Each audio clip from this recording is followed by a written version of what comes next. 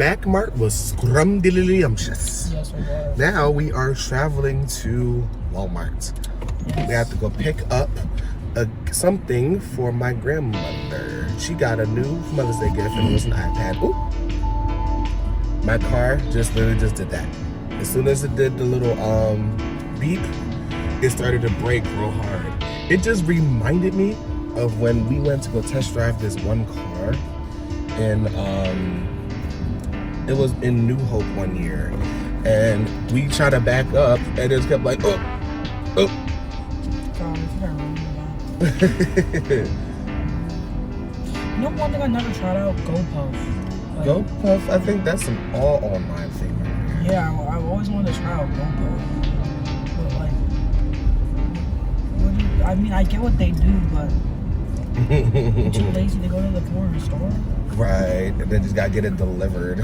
Nowadays, I hate paying for anything in the car.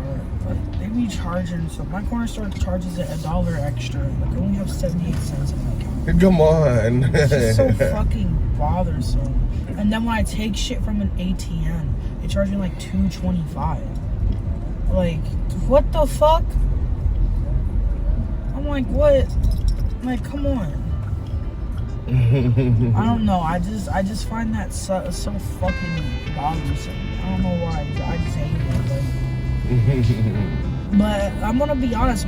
Before I get paid, I'll be thinking about all the things I want to spend my money on. But when I get paid, I hate spending my money. It just seems so useless. Right. I don't really like spending my money on special things. Like, if I get hungry for some type of food, and then it's like, if I taste the food in my mouth, like before I get it, I'm like, I don't even know if I want this anymore. Yeah, like I don't know. It's just when I don't know, when I get money and then I'm scared to lose the money. But you have to lose money to eat. So one of the biggest purchases I want to make is getting a mic, Yes. a recording microphone for like recording demos and shit. Yes. I just like doing classes or some shit. Yeah, I literally have a microphone for it. It just has to be in an extremely quiet space for me to do it. Because it's going to pick up everything. Yeah, because I'm going to like, I told my manager, I was like, yeah, I want to get like a mic to like really, start recording and shit. Yes. I don't mind going to studio because studios be doing it good. Like, I be loving auto-tune to be honest, because I don't do auto-tune because I can't sing. I add auto-tune because for my EP, it's kind of a part of the aesthetic. It's part of the vibe.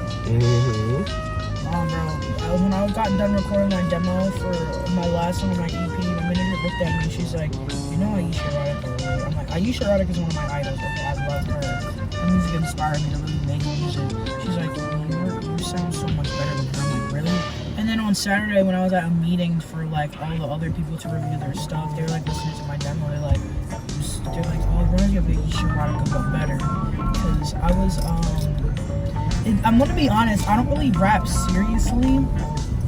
Cause I just don't feel the need to, I just be saying like this funny stuff I want. And like with that, I used to do rap battles in middle school, if you didn't know. It's something I actually don't tell people in this world because it doesn't feel weird, but I used to do rap battles in middle school. I did one rap battle in person, but I did most of my rap battles in middle school, Roblox rap battles. Roblox has really contributed a amount of things to my life that I don't like to think about, because I'm like, damn, I was an addict on that game as a kid. But I started doing Roblox rap battles. I have like over 100 wins on there. Ooh, Roblox rap battles, yes. Yeah, because I kind of learned with rapping, you don't talk about other people, you just talk about yourself. Like, because they're trying to do a roast battle, I'm trying to do a rap battle. Yes. Like, roast battles are always funny though. I never really did a roast battle. It's just not my thing. Like, they're funny with some of the people I do them with, but like, I don't really do them ever because I don't know. I'd rather like see how, because I feel like with rapping, people forget it's not no hood shit. Like, rapping really takes a type of like, rapping is literature, man. You gotta really read into shit. You really have to be in tune with your words, bro. You really have to make that shit. Like, one of the bars, I'm gonna leave one of the bars in my EP. I said, y'all plain Jane's white tee and a khaki. Oh wait, no, y'all plain Jane's white tee and a khaki. Sticking on my style might as well call me tacky. Got more emotion than Cincinnati. Like, when I meant by Cincinnati, because Cincinnati City has a river, and rivers make waves that makes motion, you know? Like, yeah, and then I'm sticking with my style might as well call me tacky. If something's tacky, it means it's sticky. It's going to stick really hard. So, and then y'all plain Jane's white tee and a khaki, because white tees and khakis are one of the most basic outfits in the world. Yeah, it's really basic. Now, if you style it a certain way, that's different. But if you just wear white tee and a khaki, there's a difference between wearing and styling. But that's one bar I put in there. I hope you know, I made that bar, like, half of that bar before the Cincinnati one. I actually made that somewhere in the beginning of my senior year, somewhere in my junior year. Some of those bars are, like, even older, in my opinion. I miss my old journal, because I had some old raps I wrote down in a fucking journal. I kind of wish I still had it, because I wrote some bomb-ass lines. I was really, like, fucking with hoes with those lines. I was really, like, playing with y'all niggas with those lines. I was like, damn. Listen, when you got good flow, it's good. Yeah, like, I know how to rap. I just mostly freestyle sometimes. And the thing about freestyling that, like, people be afraid of messing up when freestyling or messing up with anything. Like, you have to make a mistake in order to progress. You can't be perfectly good at something, because then you won't want to do it anymore. Exactly. If I was perfectly good at makeup, I wouldn't do it as much as I do. Exactly. Because then I'm like, I already have the skill. It's kind of like with fucking, let me see something I'm really naturally good at. Like, I mean, everybody knows how to tie their shoe. So when you tie your shoe, then you really know how to do that automatically. Like, as a kid, you had trial and error, but since you do it often nowadays, you don't do it as much as you used to, because it's muscle memory for you. Like, somebody that plays, like, for example, I played alto saxophone. If I still played it, I wouldn't play it as much, because it's just something I'm skilled at. Like, when it comes to rapping, you have to make a mistake in a line to really fucking, like, learn. Yeah. Even if you love the flow you're going, if you make a mistake, just get back up and redo the thing. Yeah, it's alright. It's okay to make mistakes. It's part of the process. The best, like, CEO of the company is bound to make mistakes in their lifetime, in their career progression at the company that they work at. That's how they got to the top. Because they want to hear a success story of how you have really overcame, how you have learned, and stuff like that. They don't want someone who's 100% perfect. They want somebody who is most qualified, and the one that's really least or most qualified has a success story behind it. Like, what did they mess up on? What did they do? Yeah. Oh, sorry, moving back to the chair. But yeah, like, when it came to producing, I'm gonna be honest. I thought I was so bad at producing, because I'm gonna be honest, I use a lot of samples when I produce. It's not me being lazy. It's just the fact, like, I love hearing beats, because a lot of beats in the songs, I like some of the instruments in them, or I like the vocals and stuff. So I was telling one of my teachers, Jonathan, shout out to Jonathan, because he's the one that, like, him and Nisha are the main ones that heavily are hands-on with fan frequency, and they do so good at their jobs. Like, shout out to them, because I used to really not have confidence in myself producing. Because even though some people, like, in my class who, like, either had produced before or they haven't before, they were excelling more than me, and I just felt so, like, fucking bad about it. And I remember on a meeting we were having, he was like, so how are your beats going? I'm like, I'm gonna be honest, like, I've been using a lot of samples and just chopping them up and manipulating the sound and stuff. Like, I don't really make any of my original sounds. Like, really? I'm like, yeah, I like just taking random shit from, like, Splice and then manipulating it for, like, my own thing. He's like, well, that doesn't make you less of a producer.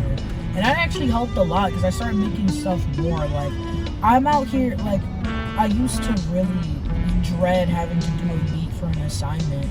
But nowadays, like, I'm going to be honest, I don't hardcore produce as much as I would want to. But, like, my boyfriend and my friend, David, shout out to David, because he's just that good. So we're like, we talk so often where sometimes when we're on a call, because usually we get on, like, Discord calls, because it's just better, because the quality is just better on there. And they're just like, I'm just like, yeah, I'm working on this beat. And I'm like, do you want me to got to share my screen. They're like, yeah. They just watched me do the process of recording it, and I asked them for their feedback, and they actually give me good ass feedback. Like, always have to have ones that give you good feedback. yeah, they actually tell me I can do so much more genres. Like, you should do R&B, or you should do more experimental stuff. Don't trap yourself in a box. I'm like, okay, I can do that. And so like I try to like they actually help me with producing because they give me more confidence in it because when Japan gets back from when Sebastian gets back from Japan, I want to show him the NARS demo. I'm not gonna leak it online. I only show him and like the demo for it. It's like it's a demo though, so I'm still working on it. Like the feedback I got from some of my advisors is that I shouldn't have so many ad libs because they really love the beat of it. Because I have multiple beat switch ups, like it's multiple in one. Like I think there's at least 3, 4, or 5 beat switch ups. But yeah, like I have that, and so I want to show him that because I was like, yeah, I just got done with my demo. He's like, oh, what are you doing? And I'm like, oh, got done with my demo. It sounds so good. And I actually, I get more like I don't usually take praise as much. Like people praise me, okay? I'm gonna be honest. People think I'm so good at this. But thank you. But a 30-year-old producer, hope you know the producer that was helping me lay down my vocals, he did not look 30. I thought he was either my age, 18 or 19. And he's like, oh no, I'm 30. I'm like, damn, drop the skincare routine. But like he said, oh man, he's like, did you mix this beat? I'm like, yeah, I did mix this beat. He's like, really? Like, yeah. He's like, oh man, he's like, how old am I? 18? He's like, 18. He's like, you need to keep producing. This is so sick. And when all the people that were inside the program that like when they listened to the thing, they were like, oh my god, because like the thing is we had to get our projects to move. The first thing I had to do was make a presentation showing off like the track list, the sound, like the track list, and the vibe of it, and then give pictures and description and why I want this project to become. And so basically, my thing was that this EP is about da da da da. And so the last song, Mars, is kind of talking about narcissism, or the character being very narcissistic and then talking about herself. And like one of the advisors in the program was like, oh man, this sounds just like as you described. I'm like, yes, you always have to hear me out on the vision. Because even if it's not a definite thing I want it, I'm going to make the vision. Like, I wanted it to sound just like I wanted this, like, I make sure my shit sounds how I describe it. Yeah. Like, I actually reworked one of the songs on the demo, and then there's a second beat I have not put any vocals down for. Because, like, like, I need to still write lyrics for it, but I know what type of song I want it to be. Yeah. This first song is Waiting for It. I had to rework that one. I actually stayed up till like 7 in the morning reworking the whole beat because I was like, this is supposed to be a pop song. I shouldn't be cursing really in a pop song. Like, it's kind of just a desperate pop song about love, saying, oh, just be mine already. But I reworked it because I was like, I wanted this to sound desperate. I wanted this to sound pop. I want this to be something a white girl can play in her suburban home when her boyfriend won't respond to her text. I don't know why it's specific, but it is. It fucking is. And I'm just gonna tell you something. I always make my shit work. Yeah, it's always gonna make it work. Get creative with it.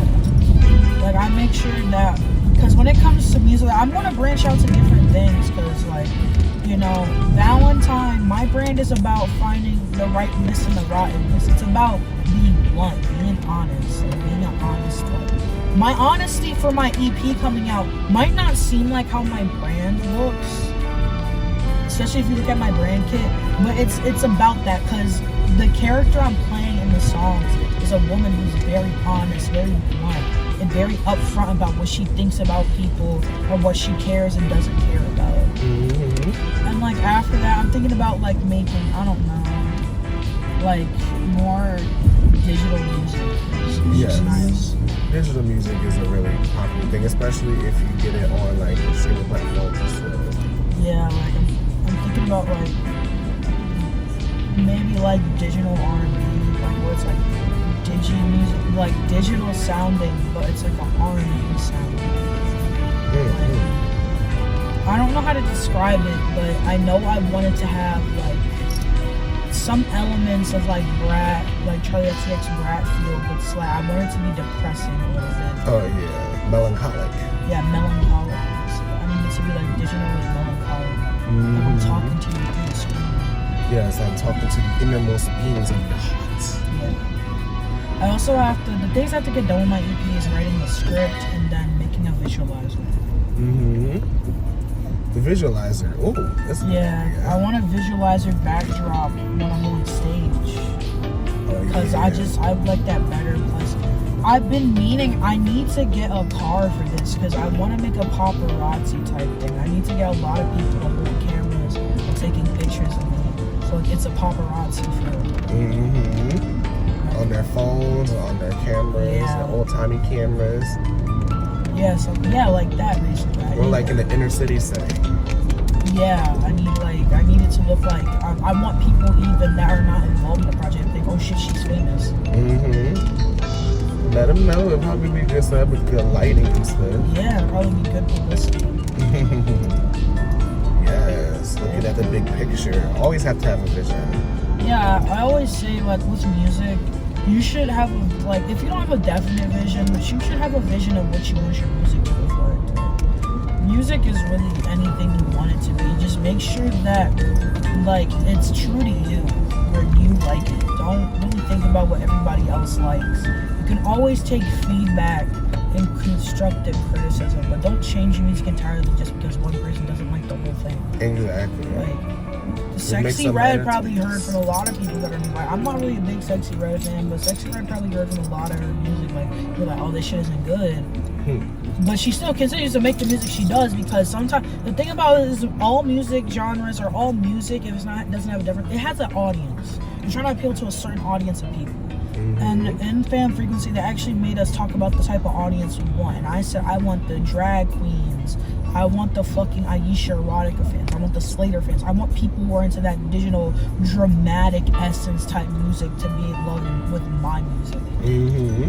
Because I want that for myself. Yeah, that's the target audience. That's my target audience. I want the drag queens to bump my shit. Listen, the Instagram reels, the TikToks, if TikTok is still around. I don't want my music to become a cult on TikTok. If I that played will in a end club, up on TikTok radio. No, because the problem is that when music ends up as TikTok music, people only know like 30 seconds of a snippet from that song. And it's so annoying. Like Steve Lacy actually went through that when he was doing a concert somewhere, and people only knew like 30 seconds of one of his songs. That's crazy. The thing is, when I discover an artist and I hear like a snippet of their song, I actually go and listen to the full song because I'm like, why would I want to go on YouTube and look at a little snippet? I want to listen to the full song.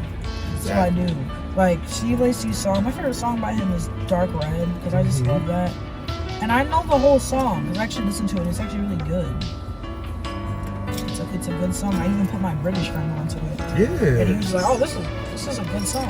Yes, thank you. Well, yes, gotta put them on some good music. If you got good taste, all of those that's gonna gravitate around you, they're gonna enjoy exactly what you present to them. Exactly. You just have to make sure, because the thing about music becoming mainstream is the same thing with certain fashion styles become mainstream. People water it down so heavily.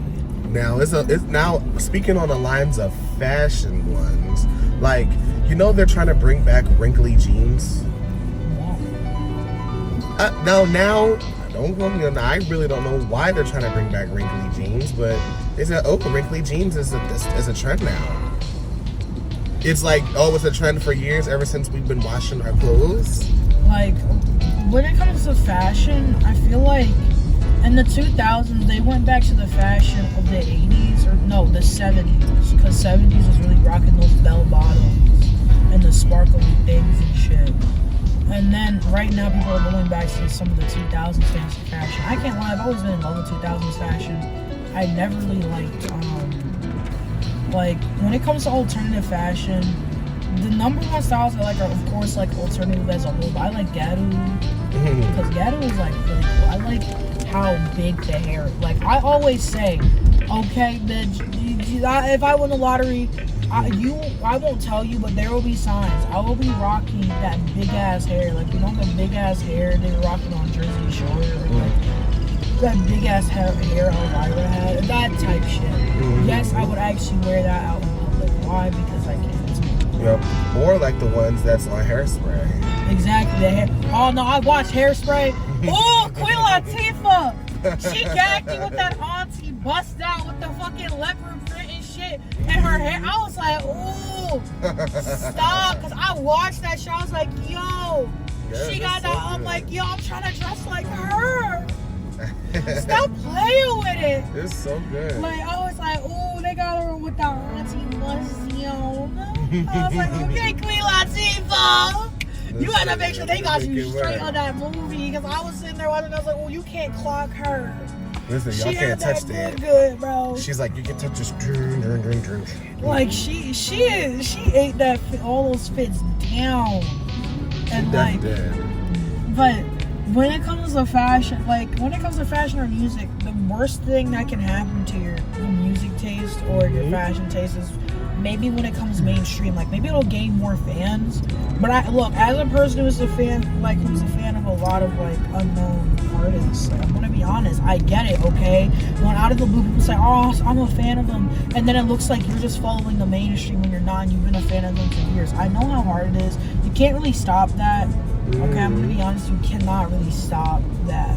Alright? Yeah, you can't stop that trope. You can't stop that from happening, but what you can is just still support the artist, even after the fad dies down. Listen, still good, because, you know, it's there for a reason.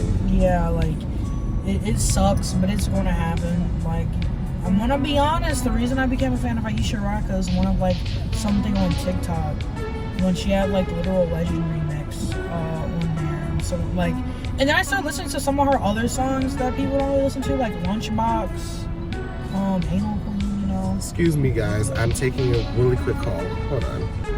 Back in action, guys. But yeah, when it comes to certain, like, if something becomes mainstream, the most worst thing can happen to that can be watered down. Like I said, I like listening to some of Aisha when her songs start going viral. I listen to some of her old stuff, some of her old leak stuff. I'm gonna be honest. I don't really like the remix of Vixen or Yummy they made. I like the originals. But the thing is, Vixen, I like the acapella version where it's just her voice because it sounds so good. And then Yummy, I like Yummy's original beat because it just matches. Like, I know Yummy is so good with Righteous, that beat. It's nice. It's just not my ideal. Let me think. But like some of my favorite songs, like Aisha Raka, if you want to know, it had to be Anal Queen, Lunchbox, because that song is just good. I don't know. It just has. I just like Lunchbox. Let me think. Makeup Bag, Girl Next Door. I kind of fell off with Girl Next Door. But I still like it. Emo Boy is actually not my favorite song by her. It's nice. It's just not. It's not the type of song I really like. Like, it's nice, but it's not my favorite. Anal Queen has to be my number one. Let me think. Actually, no. Her recent releases have been eating down. When Bitch got released, I went and listened to that one. Bitch, and her song Condom, and then I think my top Aisha Raka song would have to be Bitch, Anal Queen, and then what the fuck is it called? Wait. Bitch, Anal Queen, and Sexy Party. Her remix of her remix of Bunny Party called Sexy Party. Those 3 songs are my top Aisha songs. And Anal Queen, I don't know, it's just the vibe of it. I like the in the middle of the song, there's a fucking like, there's a beat change kind of. Like in the beginning, it's kind of like soft chords, and then right after the hook, it's like it goes literally kind of dirty and grungy. Let me think. Bitch is like, it's such a good song. I don't know, it's just I like the oddly what drew me to the song was the cover art for it. So I was like, okay, Aisha, I don't know, the makeup was just heavenly. I was like, okay, I love that. And so I was like looking at it, and then when I listened to it when it got licked, I just like the synths and then how they chopped up her vocals on that one. And then the lyrics are just like, they're just nice. Look, if y'all don't know Aisha, I'm telling y'all, Aisha's not for the faint of heart. Y'all really have to be down with hearing the most dirtiest shit in your life. To hear that. And then Sexy Party. Sexy Party is just nice because Bunny Party is actually something I danced to for an hour once. Like, when I got done Black Friday shopping with my friend, we tested out some headphones, and I actually danced with her to an hour. It's a nice song, okay? That's just the dance. Sexy Party's a good song, though. I don't know. I just like the way she remixed it with her vocals. Like, I don't know, the Europeans really eating down in the 2000s and 2010s with those fucking, like, those remixes. Yes. Like, but yeah, those are like my top 3. But the worst thing that can happen with the music taste or band or music genre you like is that it becomes watered down in the mainstream. I know going mainstream sucks, but being watered down is worse. Way worse. Especially, even in fashion, it's worse when things are watered down. Like, people are doing goth clean girl. That's not a fucking thing, by the way. Huh? That's like, confusing. It's like the clean girl. It's like mixed with goth. Just because you wear black and you got eyeliner on does not make you goth. I want to be honest here. Like, I feel like goth. A lot of people in the goth community will literally agree with that. I'm not strictly saying there's a dress code to be a certain way, but they're literally just making it so it's a girl wearing black. And it's like a really plain outfit with a little bit of jewelry, her hair tied back with no makeup, and a fucking black Stanley Cup. That's a goth clean girl is not a thing. That is just a clean girl wearing black. Like, it's not. No, it's not giving. It's not giving what they thought it gave. I don't know. I just don't like when they try to water down fashion styles. Yeah, like, nah, don't do that. You're messing it up really bad. I feel like everyone should just search for personal style. But the thing about goth or punk is that it's a community. It's not just a style, it's a community. So, with it being a community, anybody in that community, I feel like they have their own personal style within there. Because they might dress similarly, but I don't think they all dress alike. Because then within the goth community, you have Lolita goths or kawaii goths or some shit. Like, there's a lot that goes into those type of communities. So it's more so there's personal style within those communities. Because not all of them dress the same, they just dress alike. Yeah. There's subtle differences. Very subtle differences. Yeah. You gotta look real closely for that. You have to look real closely for those subtle differences. I'm talking very subtle difference. Cause like when it comes to fashion and stuff, I've looked at it. Like I love alternative fashion. Like you know the alternative with the like 2020. Oh, that's what I'm talking about. I kind of like that. Like I don't know, the demonias were just nice. The bright colors were nice. But I kind of like drawn to McBling because it was more so something I actually that fit my body type. I just liked it better. Yeah, sorry, the thing just went off. But yeah, I just fell into McBling more because that was just more my style. It was like more out there and more, but like if you could spot me in a crowd type shit. There's like a lot of in there that I actually like wearing. And plus, I want to be honest, I grew up in that Black China era in the 2010s when Instagram was really popping like that. Because I don't know, I like the platform pumps with spikes on them and a fucking bright lipstick and shit. I don't know, I just like that era of the 2010s, so I stick around there. Okay, I'm around the Jersey Shore and around the IG shit they were doing in the 2010s. Like you have to really look. You have to just look at my pictures. It's on my board. You'll see it. Yeah, we'll share the Pinterest link underneath this video. Yeah, so we'll share the Pinterest. Just don't touch my shit. Like don't edit the stuff in there. They can't edit it, but don't judge my shit. My shit it's there. I'm pretty sure they're not going to judge that. They're pretty much just going to They can't judge it because they're like, what are they going to do? Stop dressing that? No, pay me to stop. We both know what I'm going to do with that money. I'm going to buy more outfits. Exactly. Buy more outfits and then buy more chains and stuff. I'm going to be honest. I get costume jewelry because I don't really pay that much for fucking accessories. Like, I don't really wear it that much, so why would I pay? Like, now if it's like an actual gold chain or like a little chain or a bracelet that you wear heavily, That's different. I always say if I wear something really expensive, it's because it's a gift somebody gave me. Mm-hmm. I'm not saying I wouldn't spend, like, I'm gonna tell you, like, the economy is kind of not giving right now. So, it's not. like, I'm not Everything gonna. is too freaking expensive. Exactly. Like, I'm not gonna sit here and buy like shit that's gonna literally pinch my fucking pockets. Exactly. I'm gonna sit here and buy stuff that, because I always say buy something that, like, I'm gonna be honest, I don't care if I have a knockoff purse. Like, if it's cute, it's cute. Like, what?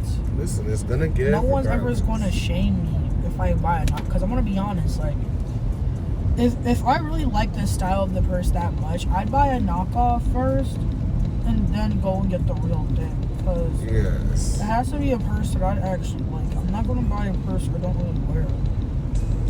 Exactly. Like, the most that I'd really want is, like, I don't know. There's like a lot of purses and companies that I really want. Like, you know, I'm not spending that fucking money on it. Sorry, I'm like applying lip balm because my lips feel like dry. No, you're fine. You just gotta do it. Pump yourself up. You know you got the mirror and everything. And the light. Take your time. It's all good. Yeah. We're not gonna leave the people on a cliffhanger. It's all right. Yeah. I just gotta. I don't know if y'all guys can hear that in the background, but my beep, like there's beeps that's going off in my car. My new car has these new, these sensors on here that, like, you know, protects you when you're getting into an accident or when you are, you know, driving on the road. You get blind spot monitoring, you get forward collision warning, you get rear cross traffic alert and stuff like that. And you also get a backup camera, which I definitely needed for the longest time. I needed a backup camera for a while, and I wanted that ever since. And I also got Apple CarPlay, where I can use navigation, because navigation, no, what am I saying? My car does not have navigation in it. So when I plug in my phone, when I connect my phone to the car, I can use my navigation right there on the screen. How do I have one great? You're great. That's a wisdom. What the fuck is a wisdom? Ooh. What is it? What is wisdom? Yeah, what is that? I mean, you teaching people stuff. Oh, that, I thought it was a slang word. Fucking heavy right No, that gray hairs mean wisdom. One of my friends, he's like 17 and he has gray hairs. Damn, they really stressing us out like that. Lord, I don't know what's going on with the breed of kids out here. It's like really crazy. Next, they want to shoot up their mom's stuff at 7 years old. What kind of nonsense is that? Sorry, I always say if I own a gun, I'm gonna get a license for that shit. I don't know. I'm not gonna be no pussy and just carry a gun I can't fucking show.